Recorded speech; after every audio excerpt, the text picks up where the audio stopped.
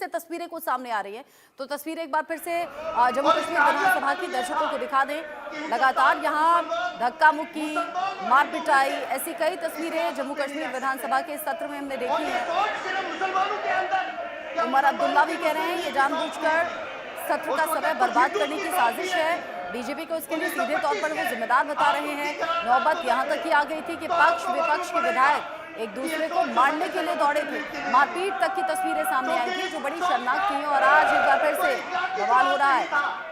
इसलिए हमारी क़यादत ने इसको रिजेक्ट किया। जब भी दुनिया में कोई कानून बनता है किसी माशरे के अंदर, तो सबसे पहली चीज ये देखी जाती है कि इस कानून का कोई इखलाकी जवाब है कि नहीं है।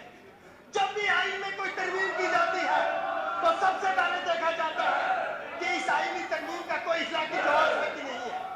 जब किसी चीज का इखलाकी जवाब नहीं होता उसका सियासी जवाब भी नहीं होता, और जब तक किसी चीज का इखलाकी जवाब कायम रहता है उसका सियासी जवाब और उसका आईनी जवाब कायम रहता है। सुप्रीम कोर्ट ने हमारी पिटीशन पर जो फैसला दिया है उसका आईनी जवाब या कानूनी जवाब उन्होंने जो भी दिया हो उस पर मैं बात करूंगा। लेकिन पहली बात यह है कि जब हमारा इल्हाक हिंदुस्तान के साथ हुआ उसकी बुनियाद इखलाकियात पर थी, न कानून पर थी न सियासत पर थी। हमारे साथ जो मुआहदे हुए थे उनकी एक इखलाकी जवाबियत थी, और हमारे साथ मुआहदे खत्म करने के लिए जो शराइत थे या उसको जारी रखने के लिए जो शराइत थी उसकी सबसे बड़ी शर्त यह थी कि हमारी कॉन्स्टिट्यूएंट असेंबली ये फैसला करेगी कि हमारे हिंदुस्तान के साथ क्या रिश्ते होंगे। और इसी वजह से 370 को हिंदुस्तान के आईन में रखा गया। इसी वजह से हिंदुस्तान की उस वक्त की कॉन्स्टिट्यूएंट असेंबली ने हमारी कॉन्स्टिट्यूएंट असेंबली को एक जवाबियत फराहम की कि आगे चल के आप जो फैसला करेंगे उसी की बुनियाद पर आपका और हमारा ताल्लुक उसको कोई सियासी जवाब मिलेगा। ऑनरेबल स्पीकर साहब, एक अहम नुकता इसको मैं अंडरलाइन करना चाहता हूं, इसको मैं अंडरलाइन करना चाहता हूं और आपकी नोटिस में लाता हूं कि मेहरबानी करके इस पर गौर करें।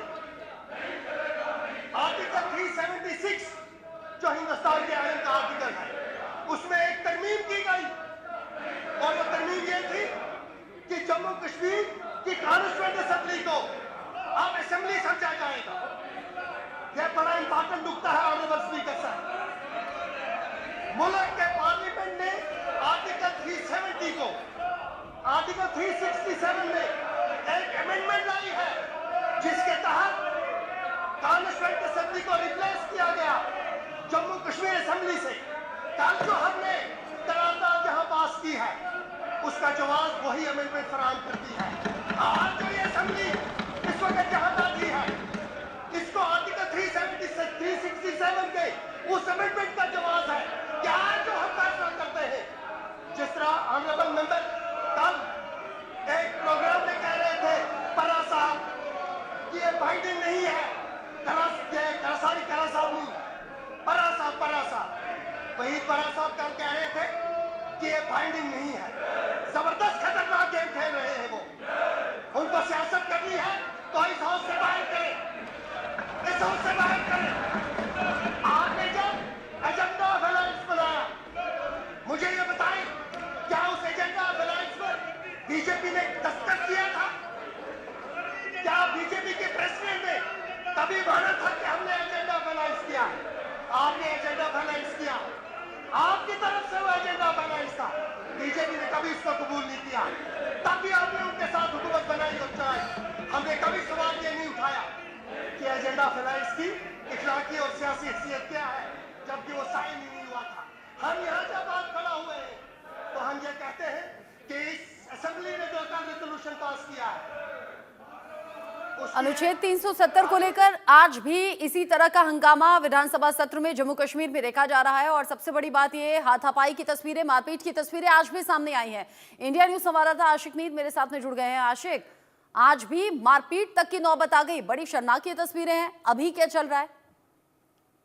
देखिए, बिल्कुल जिस हिसाब से 3 दिनों से लगातार प्रोटेस्ट चल रहा है, अपोजिशन लीडर्स खास तौर पर इस पर विरोध जता रहे हैं। जब से 370 पर रेजोल्यूशन की बात हुई और ये रेजोल्यूशन जो है एक्सेप्ट भी किया गया स्पीकर की तरफ से, और इस बीच जो है लगातार 3 दिनों से प्रोटेस्ट चल रहा है और बीजेपी के लीडर्स की तरफ से मांग ये की जा रही है कि रेजोल्यूशन को जो है रद्द किया जाए। हालांकि अगर हम बात करें नेशनल कॉन्फ्रेंस की तरफ से जो रेजोल्यूशन लाया गया है उसमें खाली स्पेशल स्टेटस का जिक्र किया गया है और स्पेशल स्टेटस पर बात हो रही है। स्पेशल स्टेटस में 370 का जिक्र कहीं नहीं है।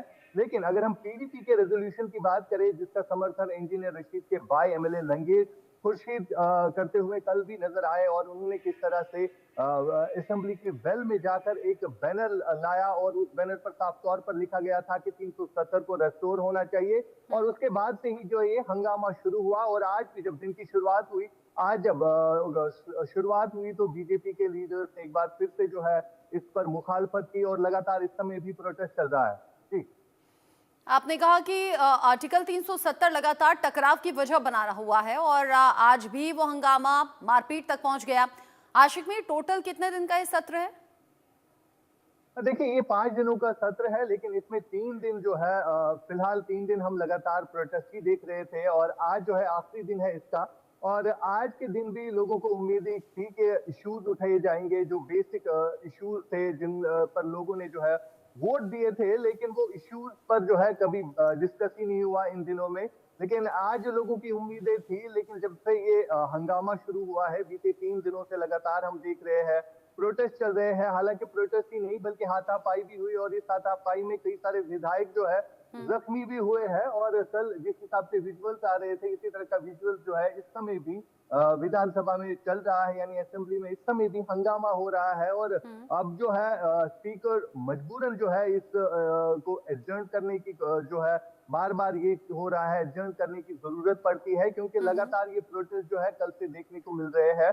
और फिलहाल जिस हिसाब से लोग परेशान हैं, लोगों की काफी उम्मीदें थी इन विधायकों के साथ, और लोग ये मांग करते थे कि उनके इश्यूज जो डे टू डे लाइफ में इश्यूज होते हैं उनको लेकर बात होगी। लेकिन बीते 3 दिनों से लगातार यहाँ पर प्रोटेस्ट चल रहा है। आशिक और में लेकिन बड़ी बात यह है कि अपने अपने राजनीतिक स्वार्थ के लिए यहाँ जनता के चुने हुए जो जनप्रतिनिधि हैं, जो विधायक हैं, वह वहाँ जरूरी मसलों पर चर्चा करने की बजाय मारपीट तक की चीजें यहाँ देखने को मिल रही हैं, जो बड़ी शर्मनाक हैं। अभी आपने कहा आखिरी दिन इस सत्र का, आज भी हंगामा पुरजोर तरीके से सामने आ रहा है, बार बार सदन की कार्यवाही को स्थगित भी किया जा रहा है इन्हीं सब हंगामों के चलते।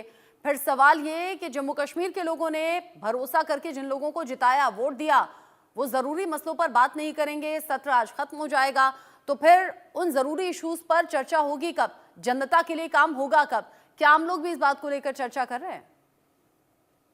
देखिए आम लोगों से जब हमारी बात होती है तो आम लोग साफ तौर पर ये कहते हैं कि उनके बेसिक फैसिलिटीज के मसले मसाइल है। कहीं पर बिजली, पानी, सड़क या हेल्थ फैसिलिटीज की जहां तक बात आती है, जिन पर लोगों ने वोट भी जो है दिया है, लेकिन उस चीज की बात तो इस सेशन में कहीं पर देखने को नहीं मिली। हालांकि पहला दिन जो है शांतिपूर्ण तरीके से वहां पर गुजरा, लेकिन जब दूसरे दिन पीडीपी के एमएलए वहीद परा ने एक रेजोल्यूशन लाया जिसपे साफ तौर पर ये लिखा गया था कि 370 की बहाली होनी चाहिए, और उसके बाद अगले दिन नेशनल कॉन्फ्रेंस की तरफ से भी स्पेशल स्टेटस को लेकर एक रेजोल्यूशन लाया। और बाद में जब इंजीनियर रशीद के भाई बैनर लेकर खुद वेल में चले गए और उस पर साफ तौर पर लिखा गया था कि 370 का जो है रेस्टोरेशन होनी चाहिए। लेकिन जहां तक आम लोगों की बात आती है तो आम लोगों का यही सवाल है कि जिस मुद्दे के ऊपर हमने वोट्स डाले हैं, जिन मुद्दों के ऊपर यहाँ पर इलेक्शन कराए गए, 10 सालों के बाद यहाँ पर असेंबली फिर से बहाल हो गई, लेकिन वजह यही थी कि आम लोगों ने बेसिक फैसिलिटीज को लेकर वोट डाले हैं। वो बेसिक फैसिलिटीज का इश्यूज जो है उन इश्यूज पर जो है असेंबली में बात नहीं हो रही है, बल्कि सिर्फ हंगामे ही हंगामा हमने इन 4 दिनों में देखा। और आज भी जो है इसी तरह का हंगामा देखने को आशिक, मिलेगा। कल तो जो 370 को लेकर बैनर पोस्टर था वो दिखाया गया था इंजीनियर राशिद के भाई के जरिए, आज ये बखेड़ा कैसे खड़ा हुआ? ये हंगामे की शुरुआत कैसे हुई?